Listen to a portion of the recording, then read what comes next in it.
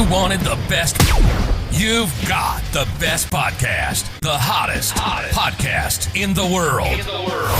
The Chris Voss Show, the preeminent podcast with guests so smart you may experience serious brain bleed. The CEOs, authors, thought leaders, visionaries, and motivators. Get ready. Strap yourself in. Keep your hands, arms, and legs inside the vehicle at all times, because you're about to go on a monster education roller coaster with your brain. Now, here's your host, Chris Voss. Hi, folks. It's Voss here from the ChrisVossShow.com.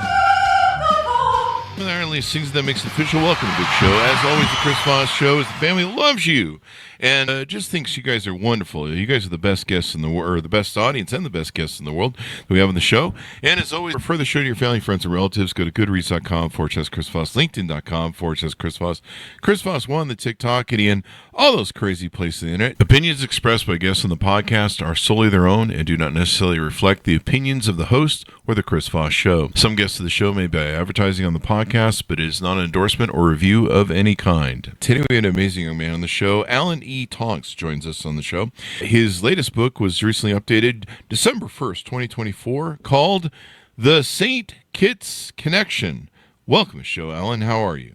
Thank you. I'm doing good. Thank you very much. Thank you for coming. Give us a .coms or wherever you want people to find out more about you on the interwebs.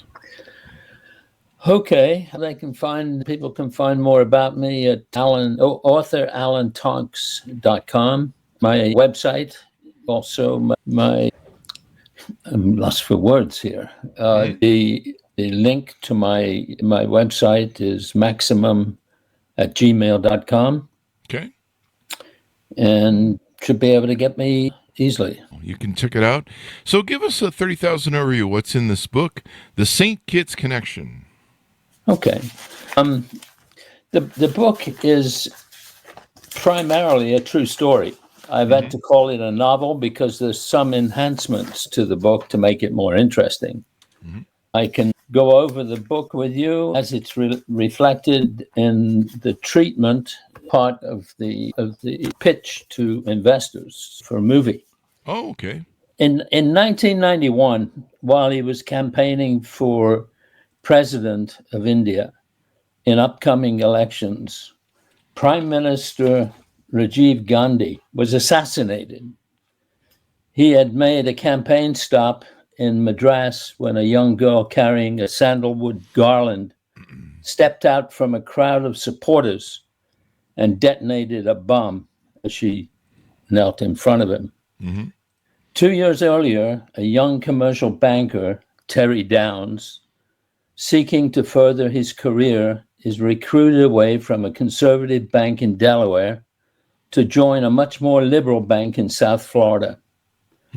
After getting fired for failure to agree to the owner's illegal practices, he finds himself searching for another job.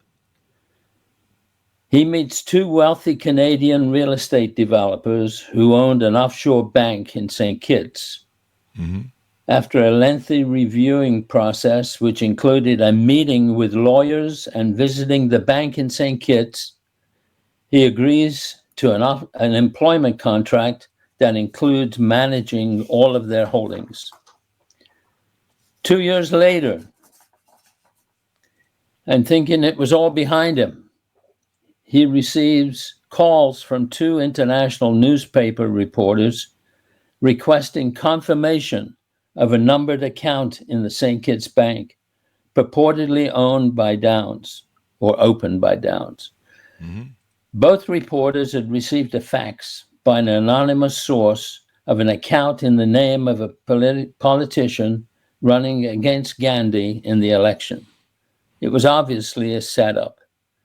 After refusing comment, Downs contacts the manager of the bank to find out who had forged his name. Anticipating his call, the bank manager had arranged for Downs to travel to Toronto to meet some influential people to get some answers. Not satisfied with the answers and eager to get to the bottom of why his name was being used to affect the outcome of the Indian elections, he travels to St. Kitts with a newspaper reporter. In St. Kitts, he soon finds himself in the middle of an international conspiracy to trade drugs for weapons that were bound for the liberation of Tamil Tigers of Elam, a terrorist group in Sri Lanka. Mm-hmm. When Gandhi announced that he was prepared to send Indian forces into Sri Lanka to prevent the terrorists from achieving their goal, panic erupted in St. Kitts. Murder, kidnapping, extortion, and a U.S. bank failure occur prior to Gandhi's assassination, which includes some unlikely characters. Yeah, that sounds like a wild ride. People going on there. Wild ride. So now evidently this book was originally put out in 2011 and you've done some updating to it. Do I understand that correctly? But yeah, I wrote the book and got it published, and I had a bad experience with a publisher. Mm-hmm. And I decided to revisit it several years later. Mm-hmm. Actually, it was in 2024 I decided to pick it up and rewrite it. So I did, and it's been met with favorable comments. That's awesome. I mean, something you just get to renew and make fun again. So tell us a little bit about yourself, your history. How did you grow up? When did you know you were a writer? Sure. All that sort of thing. Oh, I don't know whether I know. I don't know whether I can tell you when I became a writer. I was born and raised in Birmingham, England, 1943, in the middle of the war. Mm-hmm. I was an average student in school. At the age of 17, a friend of mine asked me if I'd be interested in visiting the U.S. He had a relative in Baltimore, so we applied for the green card. Took us a while, several interviews with the embassy and all. But we finally got a green card, and we stayed there for about 4 months. We got jobs here and there. One job was working in an amusement park, mm-hmm. and went back to England. And I worked my way back on a merchant marine ship to pay for my way because I couldn't make enough money to pay for the plane fare. So we went back to England, and after realizing that the United States was the place where I would really like to live and maybe get married and raise a family. Mm-hmm. So I emigrated permanently in 1964. I was 21 years old. Mm-hmm. I got a job as a teller in a bank, in a big commercial bank in Baltimore. Mm-hmm. And went to night school, attended classes at Johns Hopkins just to get enough credits for an accounting certificate and so forth. But I made vice president in 1972, so after being in the U.S. 8 years as a greenhorn, and I was fortunate enough to achieve a top management position. Yeah. I left the bank in 76 and became senior vice president at a bank in Delaware. And after about 4 or 5 years, I was recruited away to join a bank in South Florida as vice chairman of the board and chief operating officer. Mm-hmm. In 83, after spending 2 miserable years at this bank, I left and formed my own consulting company, mm-hmm. and started to do some leverage buyouts, cash flow leverage buyout situations, mm-hmm. where I'd buy troubled companies, dress them up, and sell them. Mm. And then in 88, I met 2 Canadian guys, and they offered me a job managing all of their real estate. They owned an offshore bank in St. Kitts, and I thought, geez, this is really interesting. It's something that I didn't have any experience in, but I did have experience in leadership and management tactics. And they offered me the job. I accepted the job after I did my due diligence and so forth. And about 4 weeks after being on the job, the office that I was in was raided by the FBI and the DEA. Oh, no. So we got, and they also included in there Interpol. Oh, wow. So it was a major deal.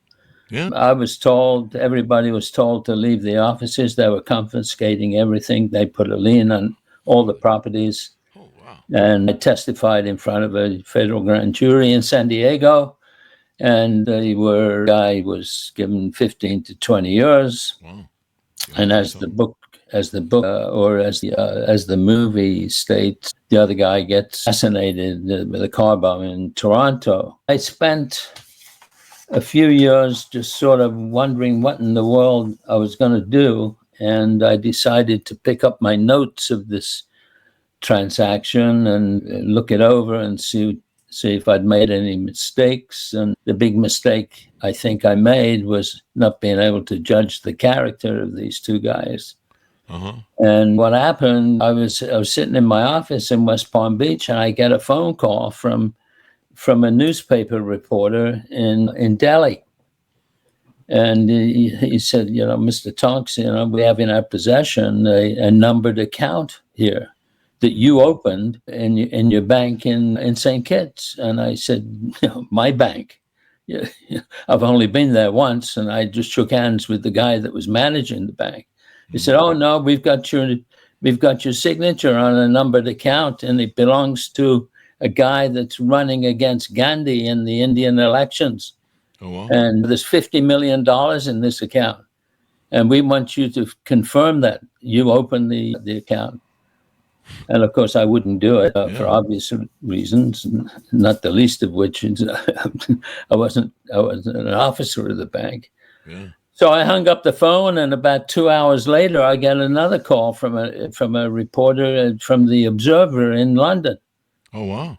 Asking me the same thing. He said, I've got a fax here from an anonymous source that says you opened up an account for this guy who's an Indian politician running in the elections against Gandhi. Oh, wow. And it's got $50 million in the account. We want you to confirm it. And I said, look, I'm not answering any questions. St. Kitts, above everything else, have got strict privacy laws associated with their financial institutions. Mm-hmm. So I hung up the phone, and of course, called my lawyer. And I decided to go back down to St. Kitts to find out what was going on. Mm-hmm. And of course, the rest I'll leave to your readers. And it's quite a story. Well, it's almost a true story then. Yeah, for sure. I had to sort of exaggerate it a little because of it had to be interesting, just like any other true story. The endings are usually not interesting enough to make it a good book, So I call it a novel, of course. Yeah. Yeah. Give it that pop, if you will. You've got your book out. What do you hope people gather from your book as they read it? What do you hope they come away with? I think that the experience that I had and the way I've written the book, I would expect people to understand that the kinds of things that go on behind the scenes, mm-hmm. the things that the normal Joe, so to speak, is never aware of. And it can happen to anybody, what happened to me. And what I would like people to get out of the book, in addition to it being, I think, a great story, is an awareness factor. Mm-hmm. To be aware that you might have a lot of money, you may have a small amount of money deposited in a commercial bank, and you have to be aware of what the banks can be involved in, illegal activities and so forth. Yeah, pick the wrong bank, and yeah, that's why I always use Swiss bank accounts. No, I'm just. I tell you, the U.S. commercial banks, of course, are insured for $250,000, but that seems to be a minuscule amount today in the eyes of a lot of people. Yeah, it doesn't go very far. And although it's $250 per account, people that come into a lot of money automatically put it in a commercial bank without thinking of asking questions about the bank. Mm-hmm. And I was involved in auditing in the commercial banks, and geez whiz, there are so many things that can happen. So I'd like people to walk away from reading this book with somewhat of an awareness, that things can go haywire without you knowing about it. Things can go bad, folks. Got to be careful. Got to watch your six. Make sure you understand what's going on with your life. Yada, yada, yada.